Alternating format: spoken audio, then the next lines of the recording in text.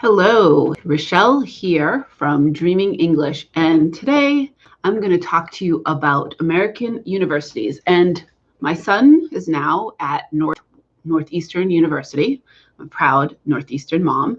And over the last year, while he was a senior, he received all of this stuff from American universities. So I'm going to talk to you about American universities, but I would love to know where you're coming from and your experience in your country. Like, what are universities like? What is the application process like?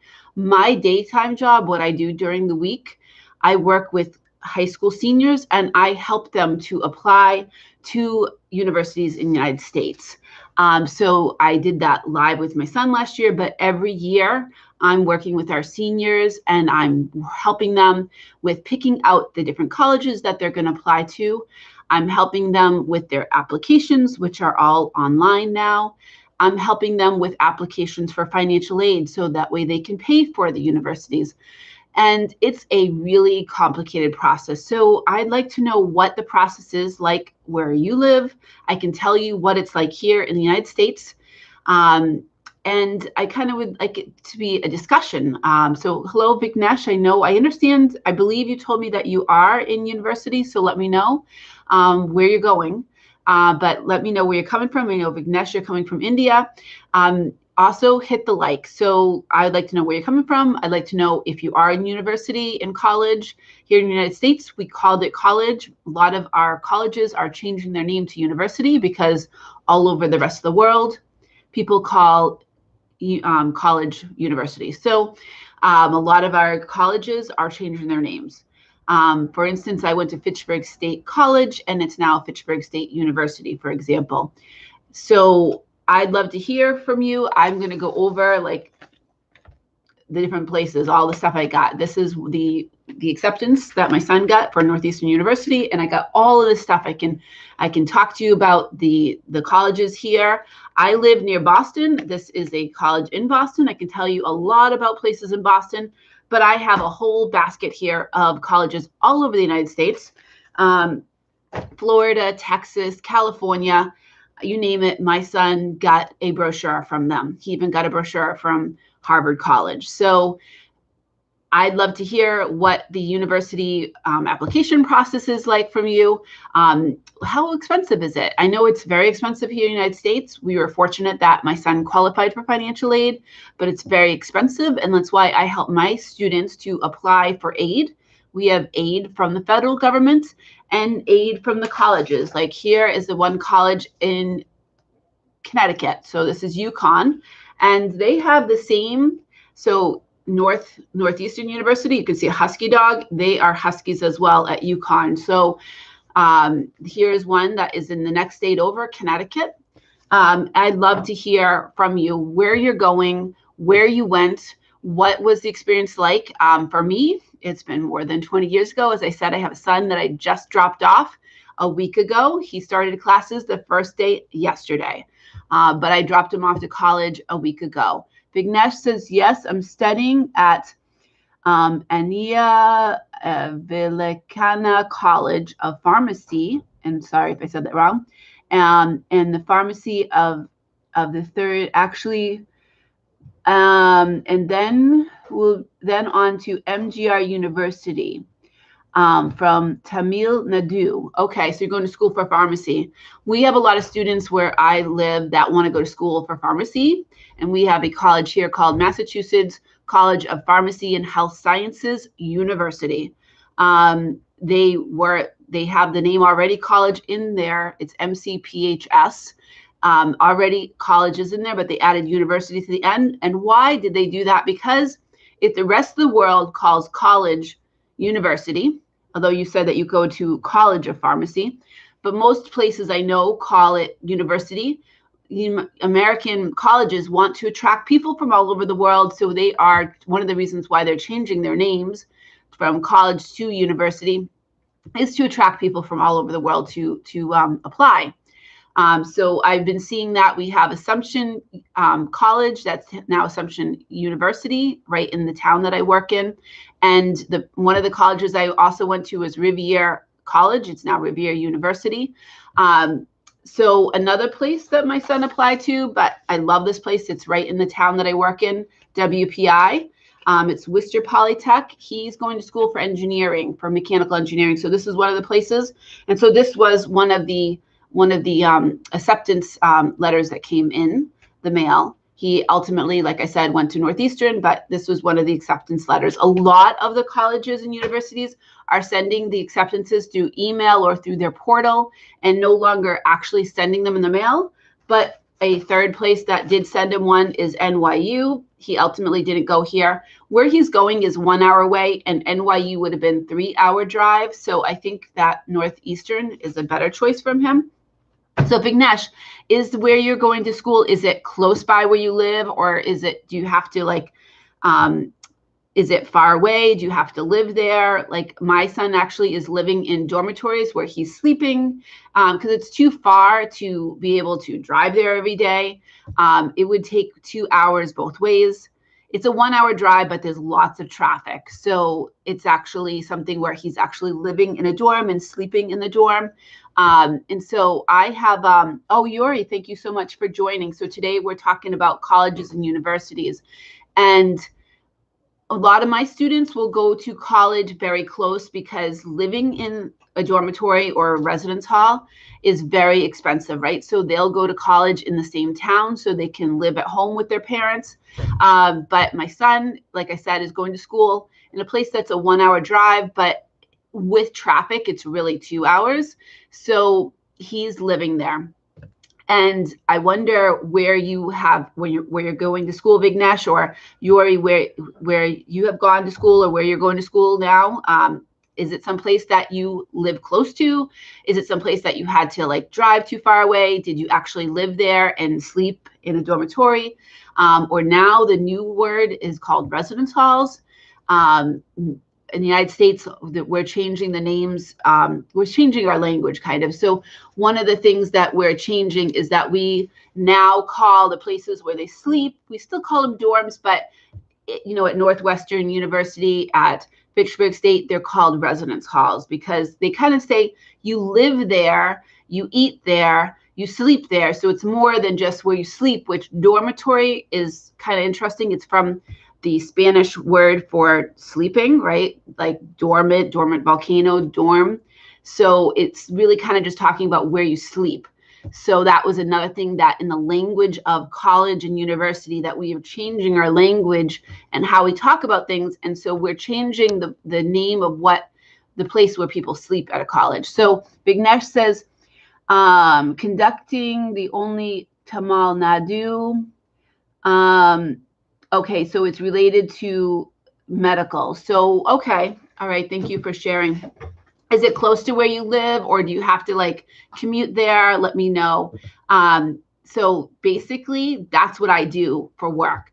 I work, so the YouTube thing is kind of a hobby and I work for full time for an organization. And I actually work in a high school, and my job is to help students in their last year. They're usually between 17 and 18 years old, and they are applying to college. So they're applying to go to college in the school year 2022 to 2023. So they will be the next class of 2026. And so my job is to help them pick out, like, do they want to study nursing? Do they want to study criminal justice and so on? So I help them research on a computer. I help them research like what colleges offer that. So which university did you study at? So I studied at Fitchburg State, and somewhere in this basket of things, I do have something from the college I went to. I have so many things here, but I went to Fitchburg State and it was in the next town. I went one semester to a college called Rivier College. It was 1 hour away and I lived there, but I ended up switching to Fitchburg State and I lived at home because it was too expensive to live at the college. So I moved back home with my parents and I drove my car every day and I went to Fitchburg State, and that's where I went to school. But I actually went to two different colleges, but one was only one semester. And so here in the United States, we have most colleges, they have 2 semesters, a fall semester, which starts in September and goes to December. And then they have a spring semester, which actually starts in the winter. It starts in January, and it will go on to May. So they have 2 semesters. Although the WPI that I talked about, the Worcester Polytech, it actually has 3 semesters. They call them tri-semesters because of the fact that they have something called co-op. So their students have an opportunity to work in industry, and so they have shorter semesters. So lots of universities in India, Anna University, and most popular in Tamil Nadu. Okay, well, thank you for sharing those different universities in India. So basically, that's what we do, 2 semesters, and the students have an opportunity to take summer classes if they want, but it's usually not, most students don't do that for, they go home or they do internships, they do something else during the summer. They have an opportunity to take what they call winter session, which is during that December to January break. And that's a really kind of very intense because they're taking a class that's only 2 weeks long. So Yuri says, actually, I don't go to university because I learned my profession at home. I didn't even end school when I got my job, but I'm interested in learning about American universities. Okay, thank you. So yeah, that's actually another thing. Some people don't go to college. We work with students that maybe they're going to have a different route. Maybe you're going to learn something on your own. You're going to run your own business. We have students that might just go into the trades, so they might not necessarily go to university. So actually part of my job is to help them research. Maybe they don't want to go to college. Maybe they want to be a plumber. Maybe they want to start their own business. Maybe they want to do something that doesn't require college. So I help them research how they can do that. And we have lots of different opportunities to do different things. Like if somebody wants to do something that what we call the trades, or like carpentry or plumbing or that kind of thing, we have like basically what's called, what is it called?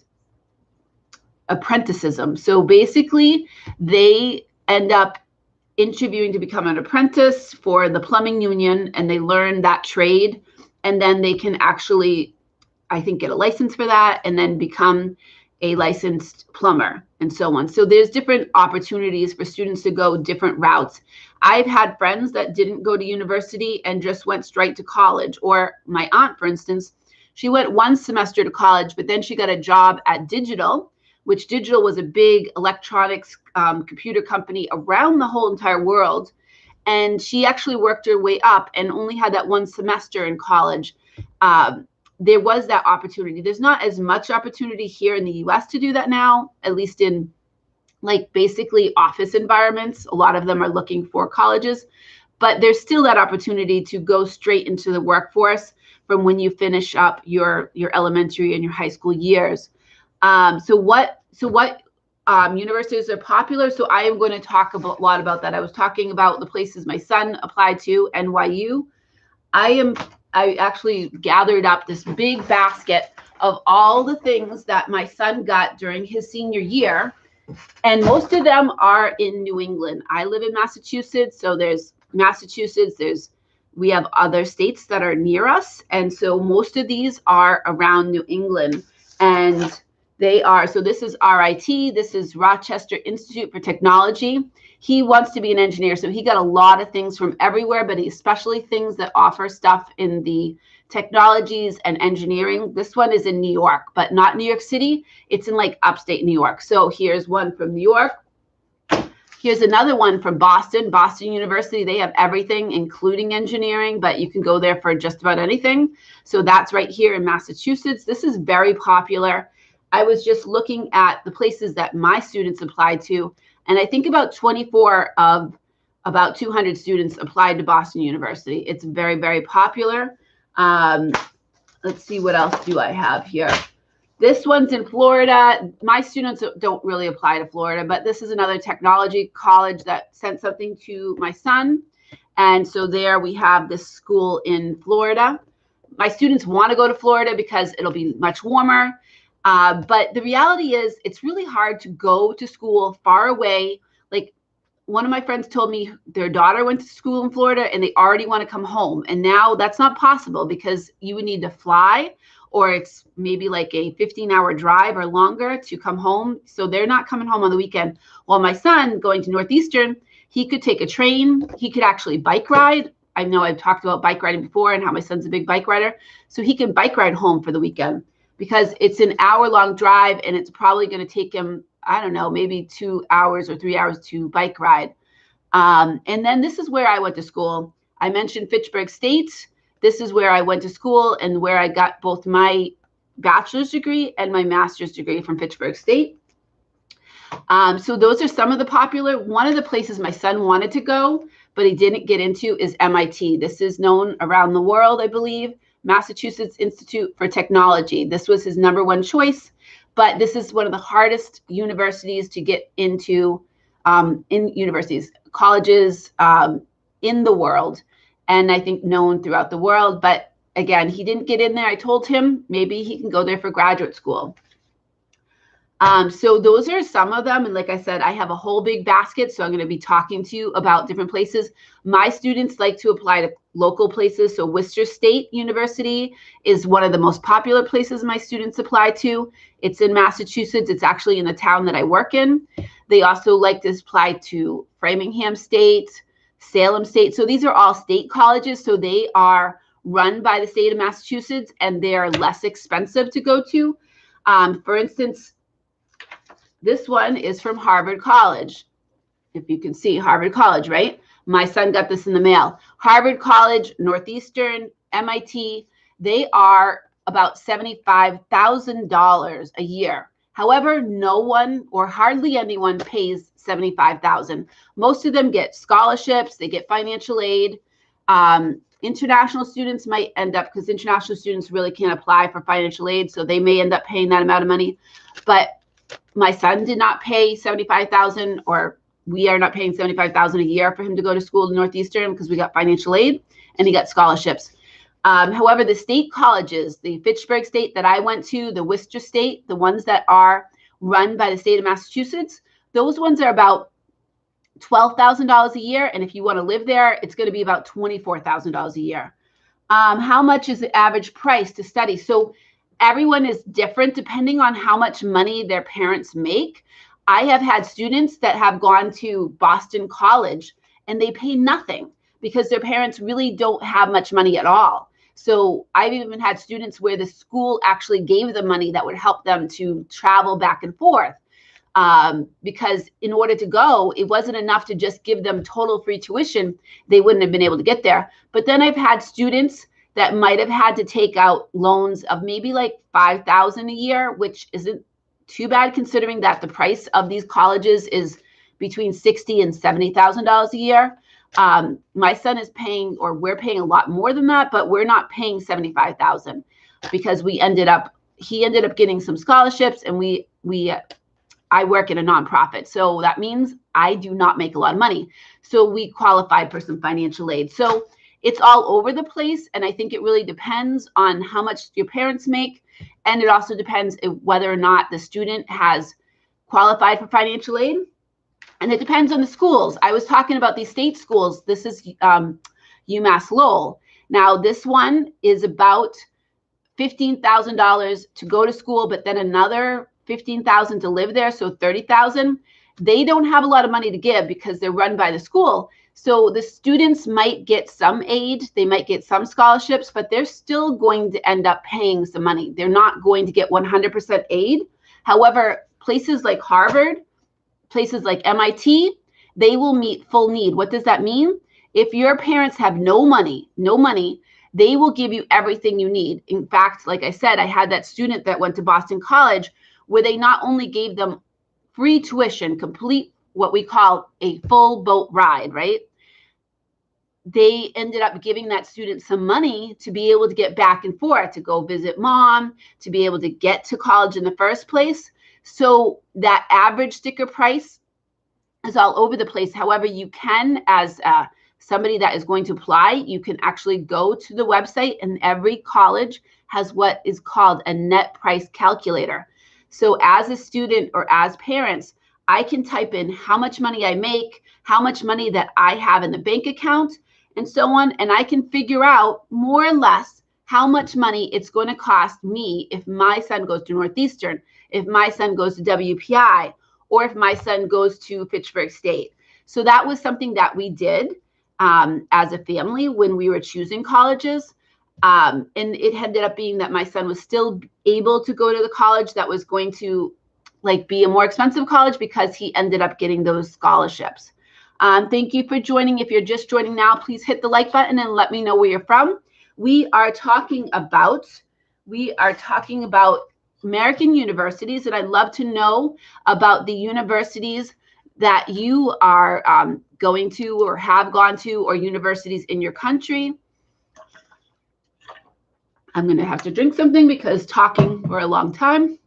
I got to drink some water so I can talk. So, all right. So if you're asking about my course, so you're going for 4 years, Vignesh, okay.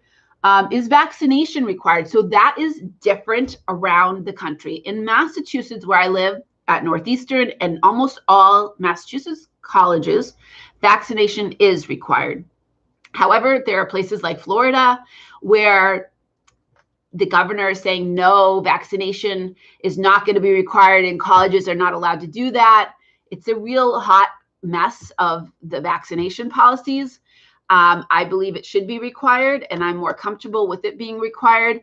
But because the United States is the United States, where each state has their own government and we have the federal government, the states have their rights to make their own decisions of how they run their government.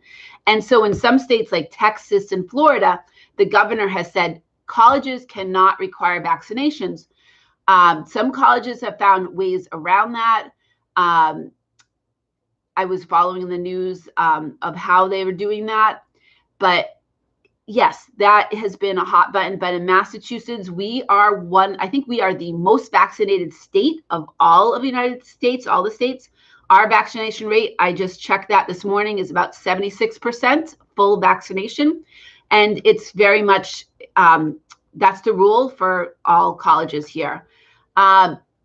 So vaccination. Now there are exceptions. I think it's like medical exceptions. I'm not sure if they're doing any sort of religious exceptions, but I think there are some people that medically they can't get vaccinated. And that's why, in my opinion, it's very important that if you're able to get vaccinated to protect other people. So in our country, only teachers are vaccinated. So in the beginning of this thing, when vaccinations came out, it was first the elderly, and then it was healthcare workers. And then it was like they rolled it out to different ages, and teachers were then, I think, in the third wave. But I'm not sure. Some of the colleges are requiring the teachers and professors to be vaccinated. Some of them are only requiring students to be vaccinated. So it's different. But I know in Massachusetts, pretty much all colleges are requiring the students to be vaccinated. Some colleges are requiring the teachers to be vaccinated as well. And I think that's going to be changing as like the Delta variant is affecting things. So, all right. So you were asking about how, I think I was talking about that, Vignesh. We have 2 semesters, a fall semester and a spring semester. And then you said pharmacy is also known as doctor. Okay. So here in the US, pharmacy is different than doctor. So that's interesting. You're telling me pharmacy and the medical doctor is the same. Here we have pharmacy schools, and they do actually offer like MCPH, which is Massachusetts College of Health and Pharmacy Sciences or something like that. It's such a long name. They actually do have a medical school, but they also have a school that trains people to be pharmacists. So they have to have a doctorate in pharmacy science. But the medical school is different. People that have their medical degree are not pharmacists, if that makes sense. And then that's after. So if my students want to be doctors, they need to go to a 4-year college first, and they have to study one of the sciences, and they have to take certain things. They got to take their biologies and the anatomy, physiology, and chemistry and all that, but they have to have a degree in some sort of science or a pre-med track. And then they can apply to medical school. And then that's additional 5 years, which I believe is including a year of the, is it the intern? I'm not like a super expert, but they're like the basically training in as a doctor the name of it escapes me at this moment, but in any case, resident doctor or something, the residency, they have to do a year of residency to be able to get their study for their licensing exam.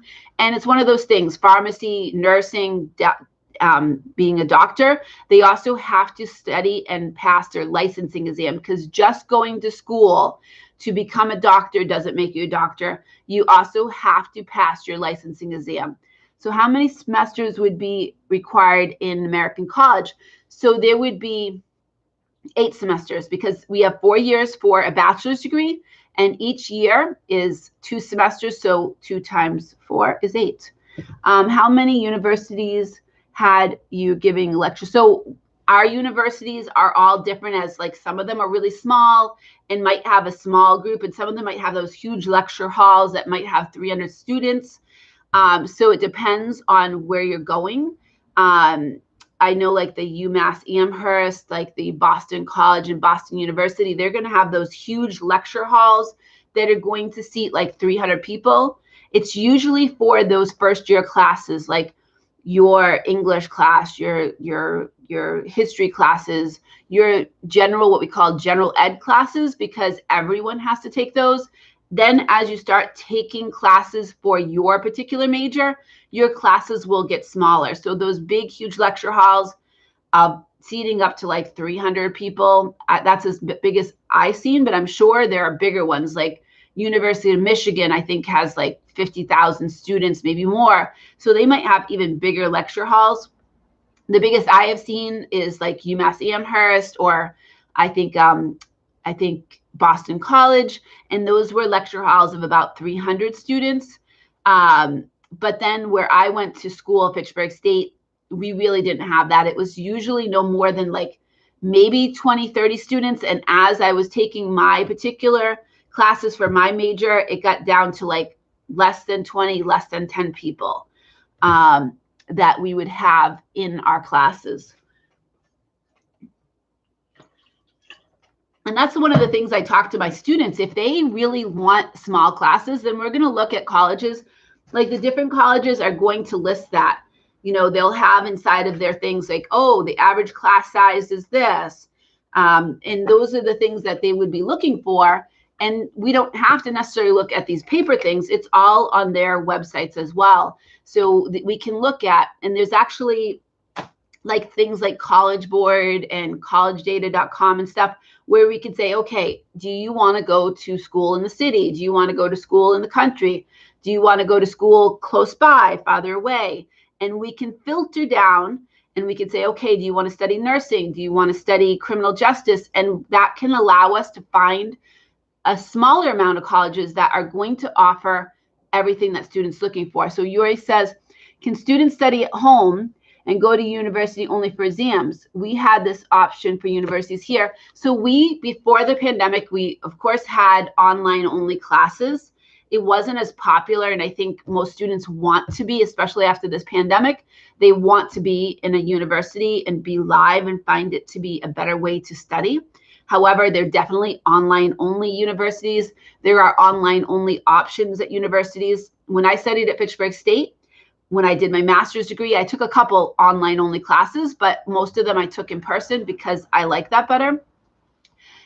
So where my son's going in Northeastern, some students were not able, they have students from all over the world, and some students were not able to take classes right now on campus because of the pandemic. So of course, they're offering opportunities for them to take those classes in their home country online.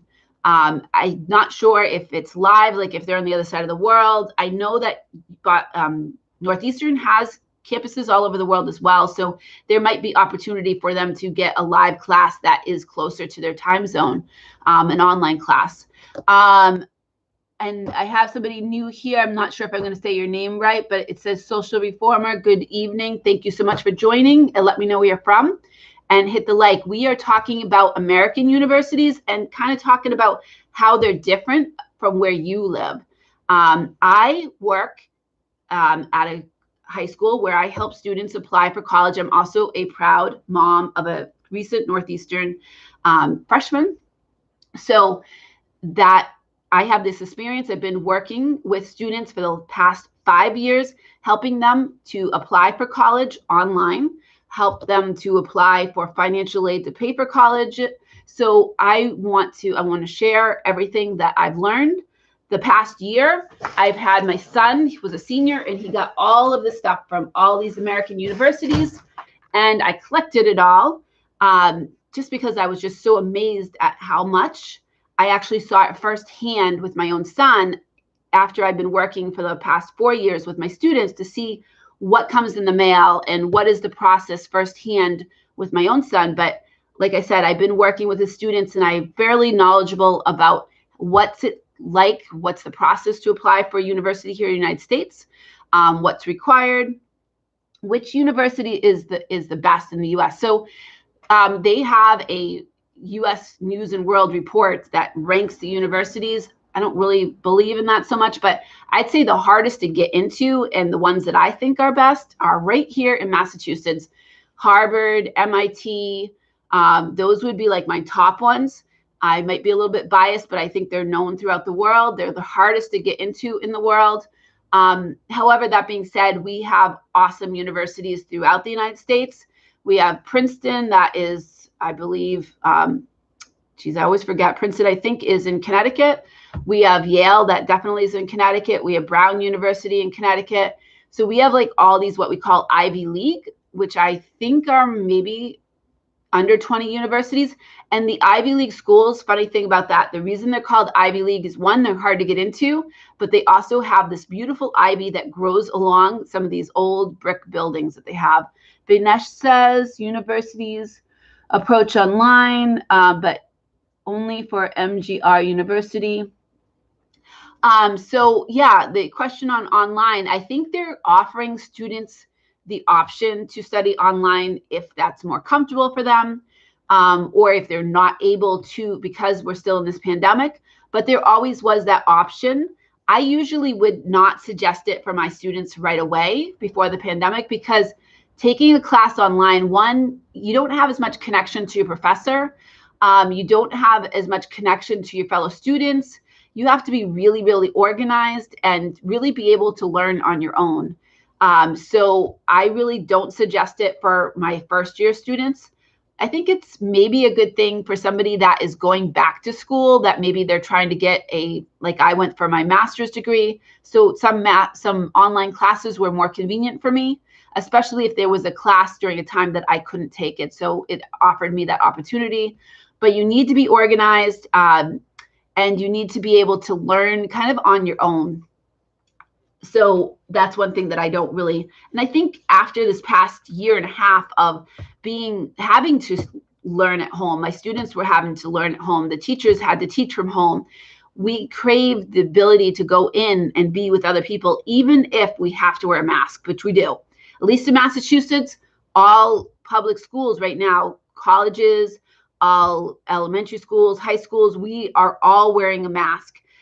With the exception of like when we have lunch, but we kind of try to distance ourselves. So we're wearing masks, but we're in school right now. So that is basically, what I do every day. And so we just started the school year and I've been helping the students to kind of talk about what do you want to study? Let's look at what schools offer that. We are going to start having our financial aid that will be open October 1st. That is when our financial aid application is open to our students. And so that gets really busy to help them apply. So basically, once it gets to be October, that is what I'm doing nonstop. Last year was very difficult because I was working with the students online, trying to help them do their financial aid. And that was very difficult. Normally, I'm sitting right next to them. I'm looking at the paperwork. We're on the computer. And we're doing those applications to be able to help them pay for college. Do Americans study in foreign universities? So yes, they do. I had a friend whose son went to school in Great Britain, or we have what's called study abroad. So basically, almost every university has study abroad all over the place. And if they don't have it in a place, they can set you up. If you want to study in like Northeastern, for example, they have study abroad on every continent, even Antarctica. Other places that I've worked at, I used to work at a college that actually went out of business because it was a very small college. But they would say, if you want to study in Poland, for example, and we don't have study abroad, we can actually set you up. We can look for that opportunity for you and set you up. So study abroad is absolutely available. Studying, like my students, wouldn't really apply to study in Britain because they don't have a lot of money. Usually when you're going to be studying, if you're going to go and study for the whole 4 years in another country, then you're usually probably going to have to pay from your pocket. And as foreign students come to the United States, they generally have to be able to pay for the full amount. And so my students really wouldn't apply to Great Britain or places like that. However, I had a friend, she was a doctor, her son went to school in Great Britain because they had money to pay for that. I do know there are some opportunities, for example, for students to go to school like in Finland and not pay anything except like a very small fee. And that's open to people all over the world. I have friends in Finland, and the reason, I guess, is because not enough people live in Finland, so they would love more people to move there. They actually teach in English, so it's a great opportunity for students that might not have a lot of money. I believe they still have to have some money for some small fee, but it was way less money than if they went to school at some universities here in the US. However, I think, in my opinion, like going to school in Great Britain would be like a financial hardship for my students. How many hours does it take to study in university a day? So that's a good question. So when my students are in high school, they go to school from like 7 to 2, 5 days a week. So it's something like, I don't know, 30 hours a week, right? But when they go to college, it's about 15 hours a week. However, for every 1 hour, there's usually like 3 to 4 hours of outside work or study or reading that's required. So when they go to college, they end up having more free time than they ever had in their life. And that's one of the reasons why our colleges really want students that are involved, are like active in the community, because they want to make sure that that student knows how to kind of like plan their day and manage their time. There was one college we went to, Boston College, that talked about that. So like I said, you have 15 hours a week. Now you have a class that maybe you're done for the day at 10 and you don't have another class until 2 o'clock the next day, but you got a big paper due and you haven't really like managed your time, and you're in your dorm room and you're just playing video games.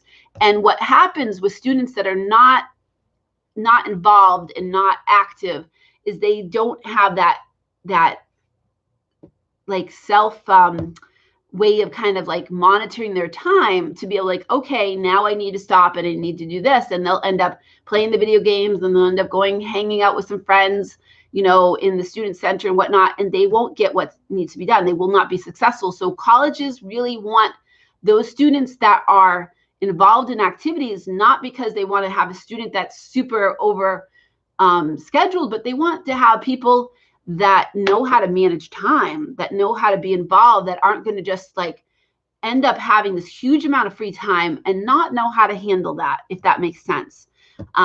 It was really well explained when we brought our students to Boston College, and we had one of these admission counselors talk about, why do we want a student that might be involved in robotics and might be involved in community service? It's not so much that we want that student that has done 30 different activities, but we want a student that knows how to be involved in the community and knows how to manage their time. Because now you've gone from 30 hours or 35 hours a week of classes in high school to only 15 hours a week, and you have all this free time, but you do have all of these assignments, all of this required reading, and you need to know how to manage that. So yeah, it's a big difference. And that's one of the things I'll talk to my students about, because they really have no idea. They think that they're going to go to college and they're going to be in class for 35 hours, but that's not the case. Let's see. All right, so examples, approaches. So you're talking about different ways for study time. So a lot of the colleges, they will offer like places like study rooms. They'll have libraries that are open like almost 24 hours a day. They'll have study rooms that you can book. You can book it to study with your students, with your fellow students that are in a class together. they'll have lots of lovely space. Like when I went over to Northeastern, they have this lovely student center that has all this really comfortable seating that students will go and bring their laptop and just hang out there and study and do their homework. Because, for instance, if you're living on campus, my son is sharing a room with two other boys, right? So he's in a room with 3 people. So studying in his room probably isn't going to be the most effective way to study. So they have lots of places that they can go to study. So, Rocky says the next live should be about unemployment. I can definitely talk about that. I used to be a career advisor, and I did a project with MIT, with a professor from MIT on unemployment. So we can definitely talk about unemployment. It's been a while because I've been working in the school system for a while, but we can definitely have a conversation about unemployment. So thank you for that suggestion. Vignesh says, but for this, the pandemic situations, it's in every university. Given our exams online approach, universities decide.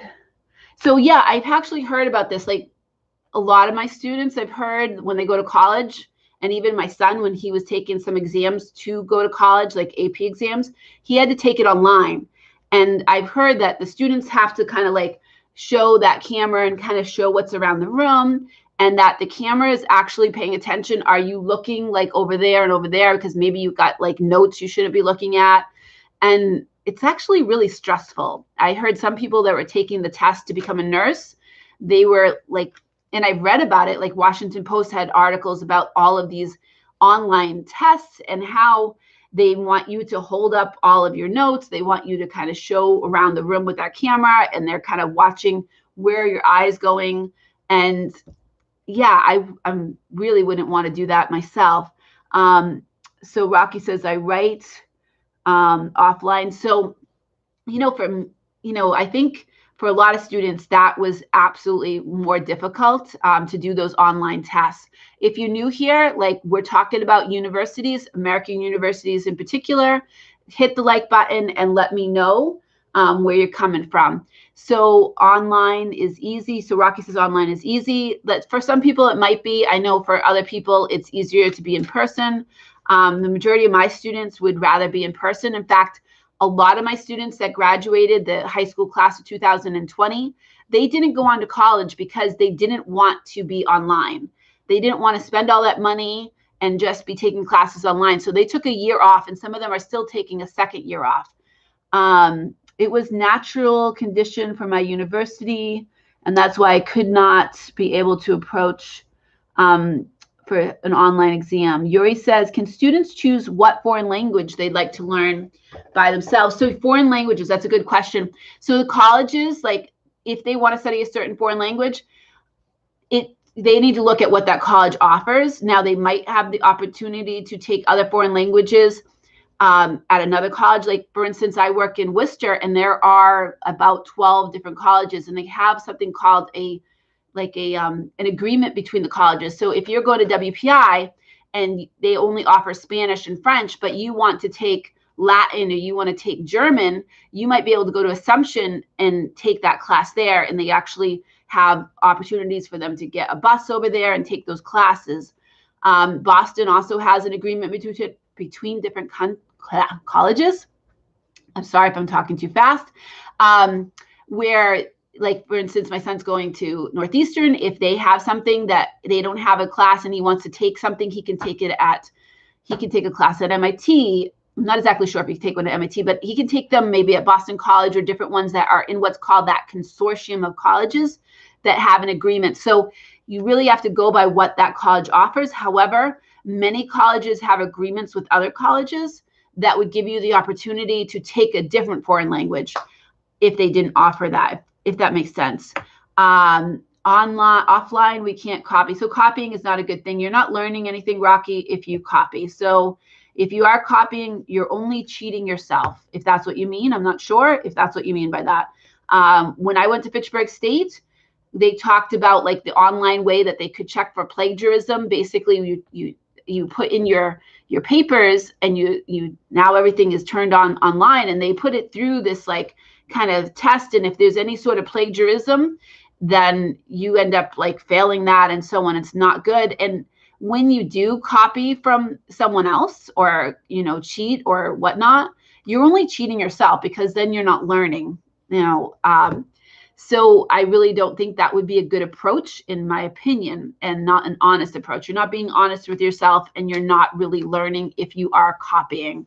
Colleges have a really strict way of citing information. If you're writing a paper, you have to cite, and sometimes they use different ways to cite it. Like there's the Chicago, there's different ways. Like when I was in my master's program, it was different. Like in my undergraduate, we used footnotes, but in my master's program, we had to use some sort of Chicago program where we would put things in parentheses and we would name this, what we got the information from and the author and the dates, but we still had to have that end page that talked about where all the information came from. And they did absolutely talk about, when I went undergraduate, the internet barely existed. And we were going to the library, and I would be writing things down on little note cards and writing my papers. But when it got to be my master's degree, it was like 2015 I finished up, and everything was turned in online. Bignesh said we asked the teacher and was told the university role was not to do it. Okay, so basically when I went to Fitchburg State, they talked about how everything's being turned online and your teacher is going to put it through this whole system. And if there is anything that is copied and not cited, like, so I can quote something from the Washington Post, but I need to give credit to where that quote came from. I can't just pretend I made that up, right? And so they would know that I copied and that I plagiarized that. So that's absolutely not acceptable. And in addition, if you are like copying your friend's homework or whatnot, you're not learning yourself. And you have to ask, why are you going to college? Are you going to college to learn, to get a better job? Or, what is the reason? Like if you're going to college just to have fun, or you're going to college to learn, to better yourself. And if you're going to college to learn and better yourself, then you need to like do the work yourself. Okay, so college is a time for being reopen anyone. Okay, so talking about vaccinations again, like I said, here it's different where you live. Like Texas and Florida and stuff are not requiring it, but in Massachusetts and the New England states where I live, vaccinations are being required for students. And some colleges, they're being required for teachers as well. Let me know, is that being required where you live? Is it being required to go to school? Is it required for the teachers or the professors? I know here it's not like a whole United States thing. It depends what state you live in. So basically, yeah, when my son was, accepted to Northeastern, he got a letter saying that it was being required for Northeastern. And as working in a high school, we were getting that notices from all colleges in Massachusetts that they were requiring vaccination. So they had to like submit their vaccination cards as proof of vaccination. So if you're new here, let me know where you're from, hit the like button. And we're talking about American universities. We're talking about, universities where you are. How is it different? How is it the same?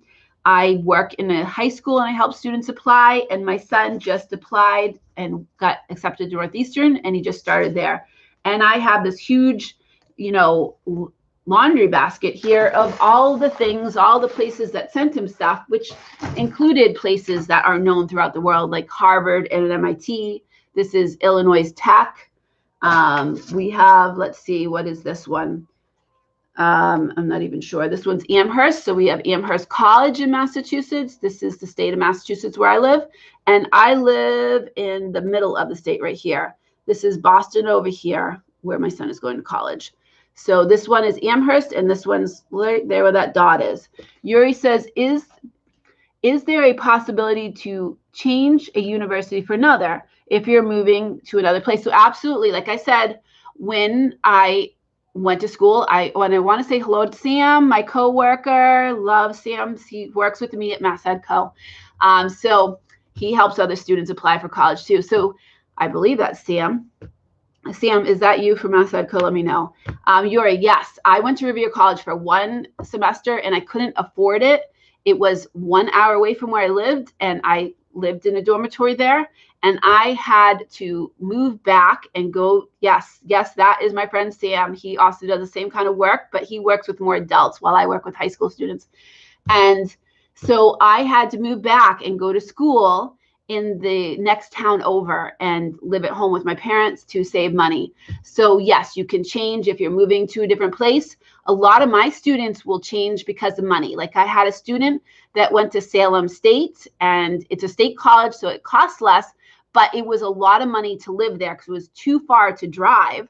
And so she had to move, and she had to move back home with her parents and go to Quincy. And I know, Sam, I'm sure you have students that have the same issue. I have lots of students that happen to. I had a student last year that went to school where I went to school at Fitchburg State, which is about probably 45 minutes for her, maybe a half hour.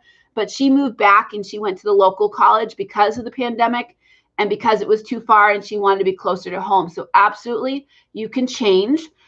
We call it transferring to another college. You need to make sure that that college is going to take your credits. So when I went to Riviera College and I switched to Fitchburg State, they took all my credits. So Sam says tons. Arizona State is out of state tuition. It's $36,000 a year. So Sam's saying like tons of our students, they go to these schools and they're too expensive, while they can go to Worcester State for $14,000. And they don't have to live on Fitchburg State. If they lived on Fitchburg State, Sam, I think it's like $12,000 more. But they don't have to live there. They can drive every day or they can take the bus. So they only pay $14,000 as opposed to $36,000. So we have that happen all the time. Sam says he had a student, he had to talk a student out of that. And I had someone else, I think Sam, it was Steve had a student that their daughter went to some place in Florida and they're not getting any financial aid, or they're only getting $4,000. So the school is like $40,000 and they're going to lose some money. I think they're working on trying to, withdraw from the classes and probably move home and maybe switch to a local college next semester. The Arizona State example really happened. Yes. So that's happens. Like a friend of mine, their daughter went to Florida. I know one of my coworkers, he had a friend, I think it was Tennessee or Florida, where the daughter went to that school. It's out of state tuition. It cost $40,000. I believe they got $4,000. That was all they got. And they don't have a possibility of getting a loan to pay the rest. They're just going to have to leave that student's going to have to withdraw from classes ASAP before what's important time, add drop. If they get out of those classes before the add drop, they can get back most of their money and move back and maybe switch over to that Worcester State, or we have these things called community colleges that are way less. Like Sam said, Worcester State is $14,000. Well, I think that Quincy is between $5,000 and $7,000, depending on what you're going for. So they could actually save money by going to community college as well. So those are real things that happen to our students all the time.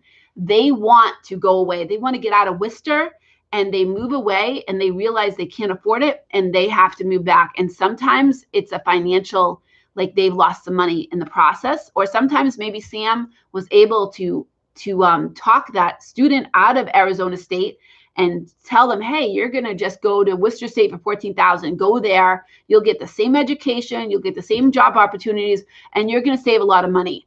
So while Worcester, we're going to be a little bit cold in the winter and it's not as warm as Arizona, but you're not going to have those huge loans. Or for that student that I was talking about that was going to school, I have that student going to school. My coworker said a student going to school in Tennessee or Florida, $36,000, and they simply don't have it. They need to move back home. They're going to take a loss on that one. Let's see. Big Nash says studying to be a doctor in India. You need to take an exam. So licensing is what I was talking about. So going to school in the United States, the same thing. You go to school for 4 years and for science, and you have to take certain classes. Then you get into medical school. And I believe only 4% of students applying for medical school get into medical school. Not sure, Sam, if you know, but I think that is about right. And then you go there for 5 years. You do your year of residency, and then you have to take a licensing exam. Same thing when you're a nurse. If you go to nursing school, it's not just going to school for that 2 to 4 years to be a nurse. You've got to take that licensing exam. And if you don't pass, you can't work as a nurse. So there's a lot of things that require licensing. And so it's not just about going to college. So engineers, You know, I don't know if engineers require licensing. That would be a good question because my son is going to school to be an engineer. I'm not sure if there's a licensing. Sam says, are you competing for the chair? You are competing for the chair in those medical. Yeah, so you're competing for lots of other people for that chair, that seat, basically, in those medical programs because they have very little seats. There's only, not little, but there's very small amounts of seats in those medical schools. So I think the last time I looked at it, it was like 4% of people applying for medical school actually get in it. So we have lots of students. I believe Sam may be the same.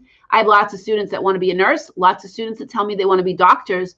But I tell them there's so many other things that you can do. Like you can be the medical technician, you can be the surgical tech, you can do all these other things in a hospital that do require college and do require a licensing exam, but they don't require as much college and they're not as hard to get into.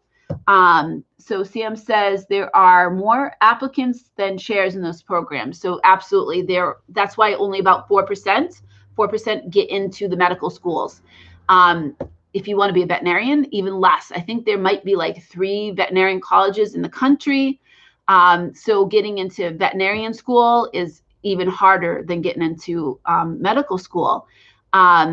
And like I said, you still need to pass, you got to do your year of residency and you got to pass your medical exam. You cannot just only have that degree from medical school. You have to pass the licensing exam. Same thing for lawyers. Like you go for 4 years for any degree, then you can go to law school, but there are not as many seats in those law schools. And then when you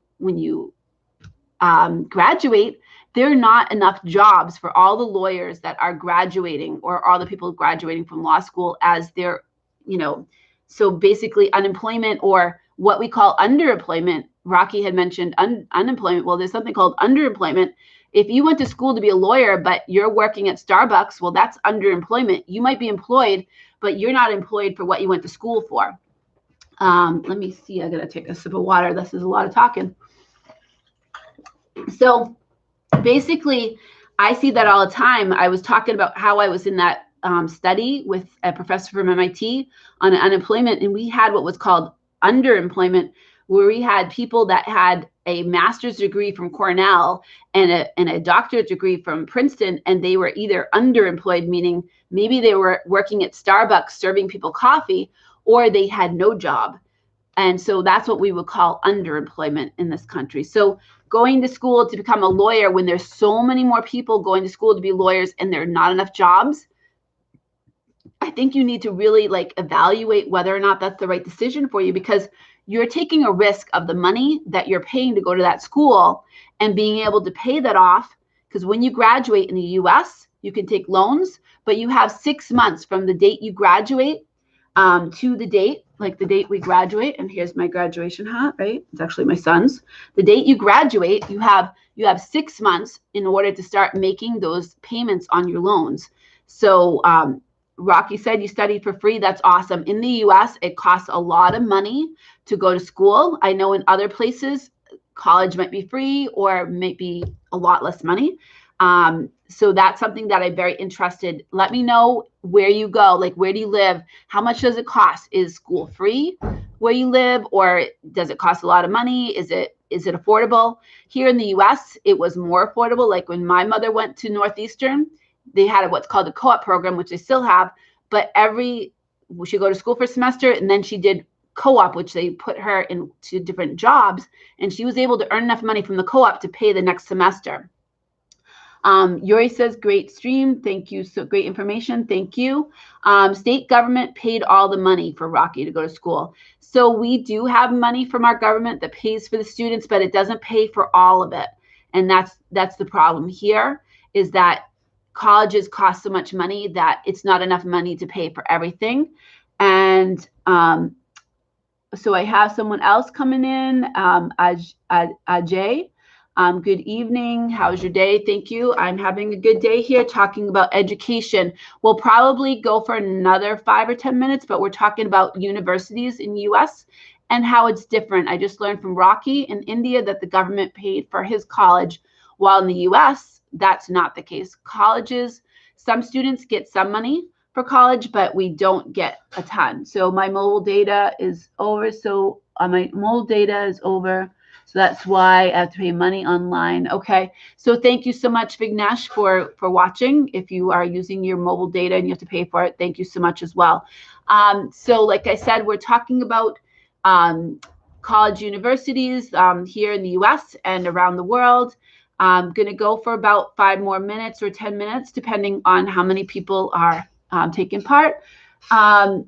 But like I said, this, and I'm not sure if Sam, this is all the stuff that my son got during his senior year from colleges all over the US, and mostly in Massachusetts, but all over the US. And like here's something from Penn State. We have things from another thing from Boston University here.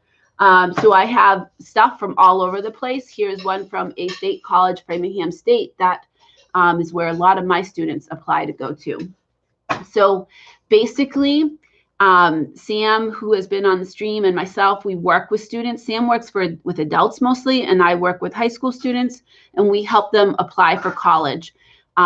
We help them with the college application. We help them pick out the colleges they're going to apply for. We help them do their financial aid applications. Here's another one, Olin. This is in Boston. This is an engineering college.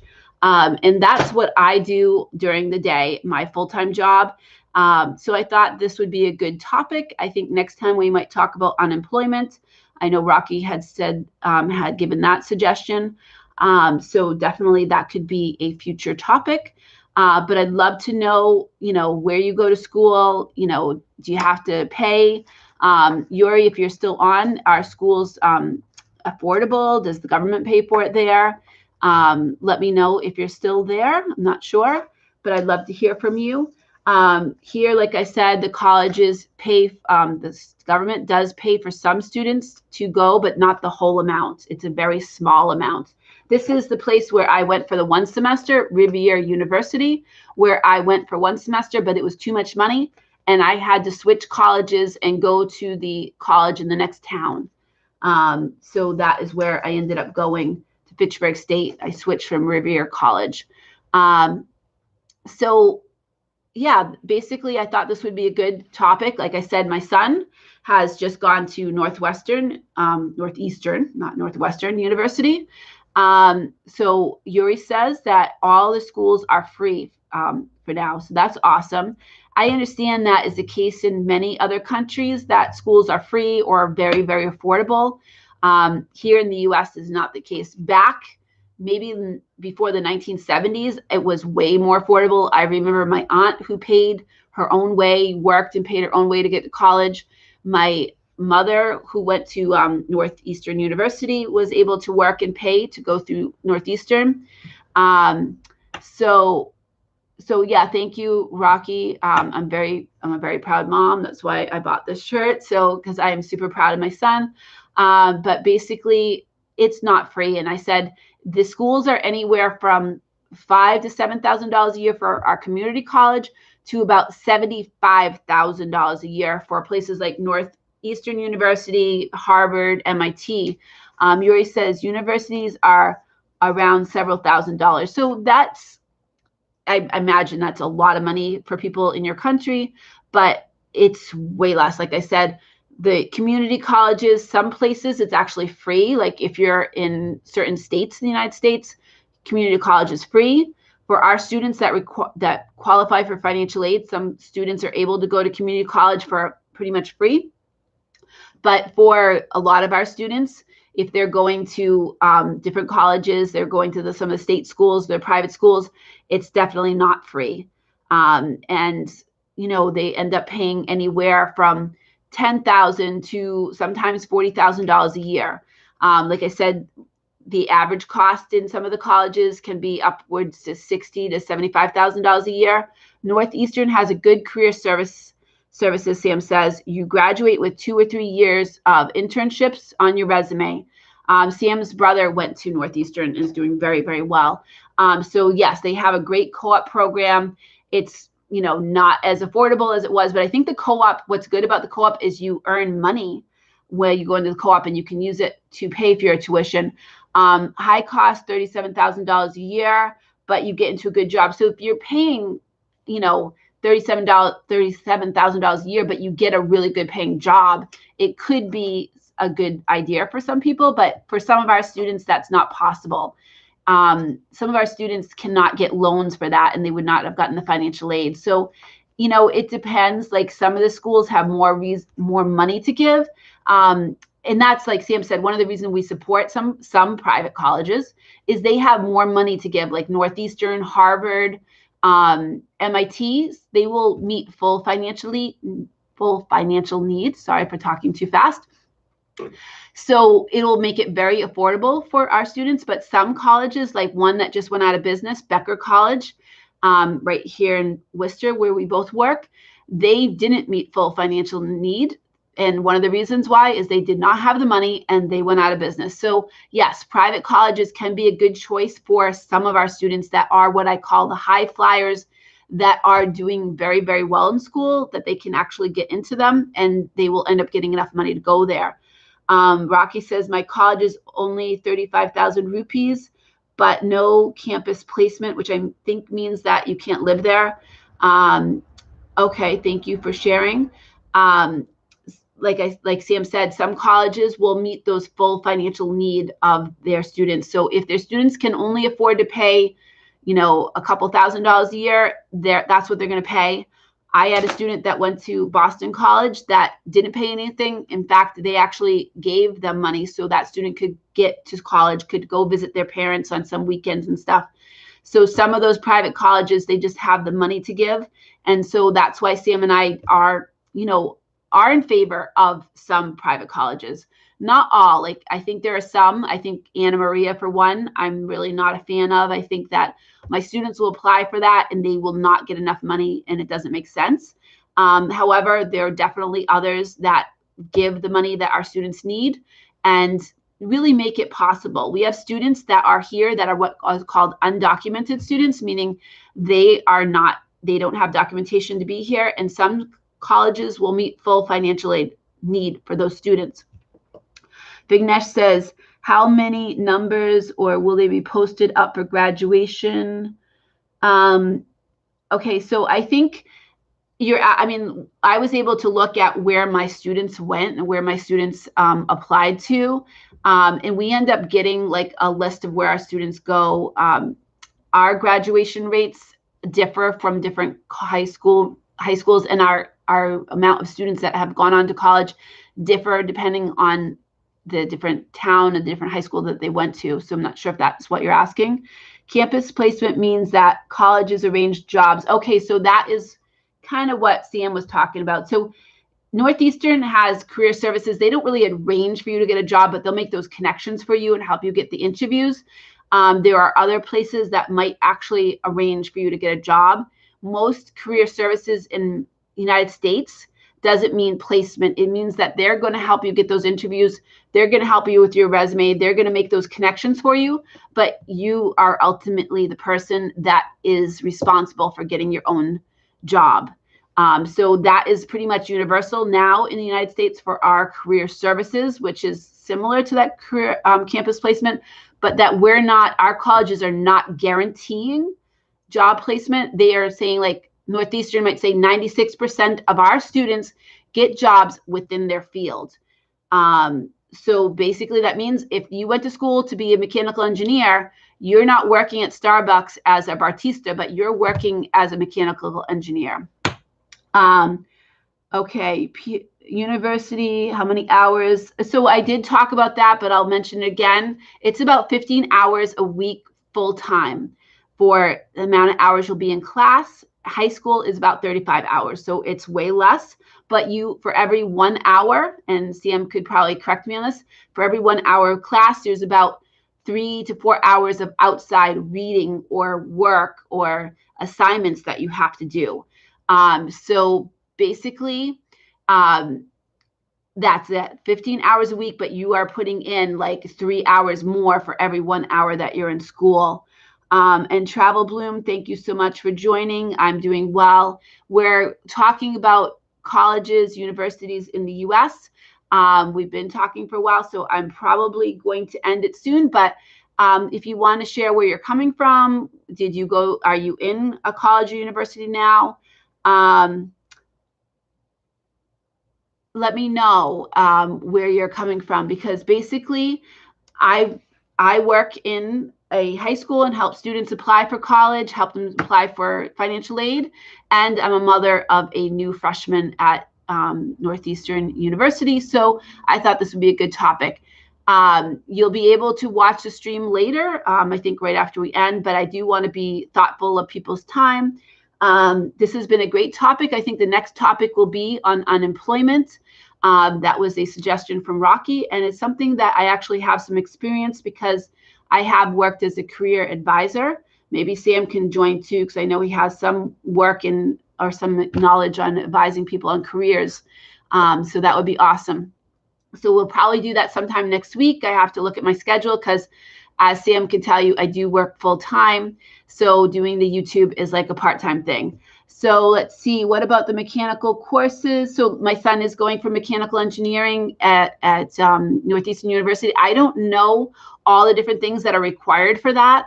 I can imagine it's like industrial type of courses. I'd have to look at, what, I know he's taking the introductory to mechanical engineering right now and all those introductory courses, but what the actual courses look over the 4 years, I am not 100% sure. I generally work with students on their first year when they're applying, so I don't know exactly what that course load would be for the 4 years.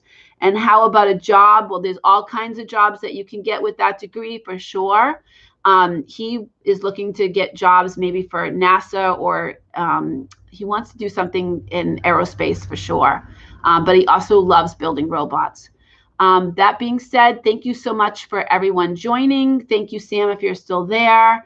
I enjoyed talking to all of you, and please, if you know of someone that's trying to learn English, please share the channel with them, because I would love to help more people around the world.